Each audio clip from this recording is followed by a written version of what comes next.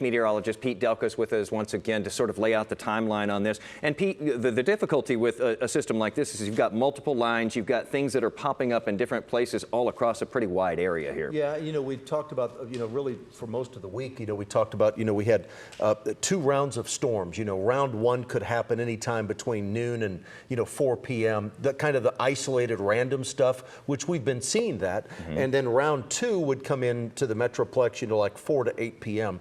Some folks have asked, where are they? I'm like, well, it's 4:42, 4 to 8 p.m. So we're just beginning that window, I'm like, in other words. We've already had a number, Denton County's been under a warning, Cook County has been under a warning. So, again, it's kind of, the timing has been accurate. And this big line of storms that's back to the west, I want to show you what that has prompted.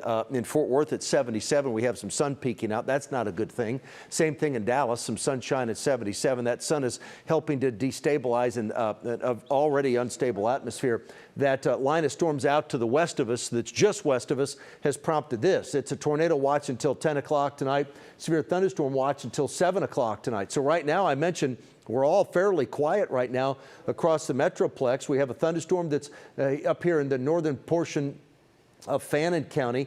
That thunderstorm right now, that will continue to move across the Red River here momentarily, moving to the northeast. That crosses the Red River, and right now it's north of Bonham, so it's moving into Oklahoma as we speak. We've had this one little severe thunderstorm that's produced a tornado on the ground out there.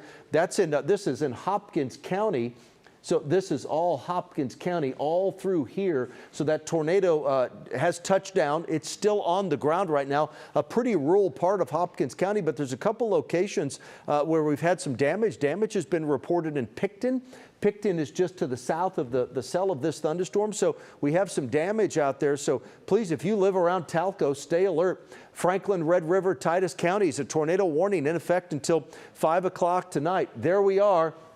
It'll arrive in Talco at 5:01, and then it crosses the Red River after that. Sherry at 5:19 and Box Elder at 5:25 off to the west. So all the activity I just showed you, that's round 1. This is round 2 and our final round of storms.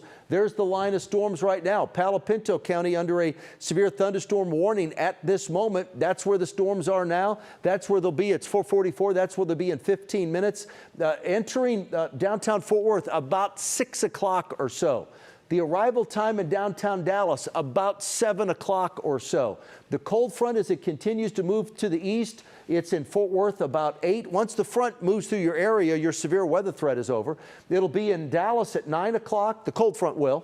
The thunderstorms are severe in advance of that front at 10 o'clock tonight. And then at 11 o'clock, the cold front's up east of the Metroplex, and it continues to stay to the east, and that's why that tornado watch is in effect until 10 o'clock tonight for North Texas. And Jesse, meteorologist Jesse Hawila with me here. Jesse, behind that cold front, we have very, very strong winds. Yes, and some of you may see your strongest winds over the next 24 hours out of what's behind the front. We have a wind advisory that goes into effect at 8 o'clock tonight through 10 o'clock tomorrow morning. Wind gust 40 to 45 plus. We'll say up to 50 miles per hour for all of North Texas.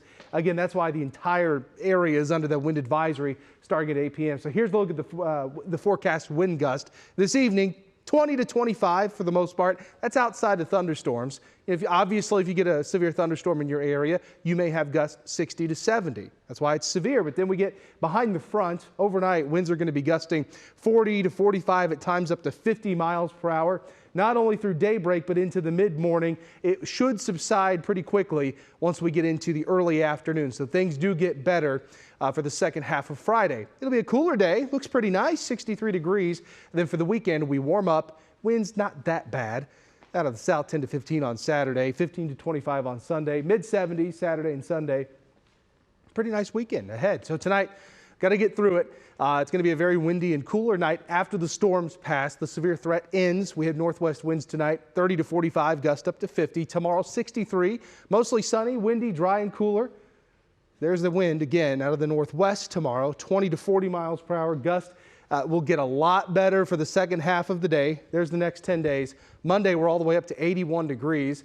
And then you look at the end of the 10-day forecast, it's unsettled, we'll call it. Right now, the severe threat on the lower side, not expecting that. Maybe Tuesday, Wednesday, but then once we cool off, you see the winds are out of the north Wednesday, Thursday, Friday, Saturday. We're going to have a cooler flow of air, not expecting severe weather, just some spotty showers and highs in the mid 50s, lows in the upper 30s. Just a reminder still, it's only early March, so that's not terribly out of the question, of course, to see weather like that. Kind of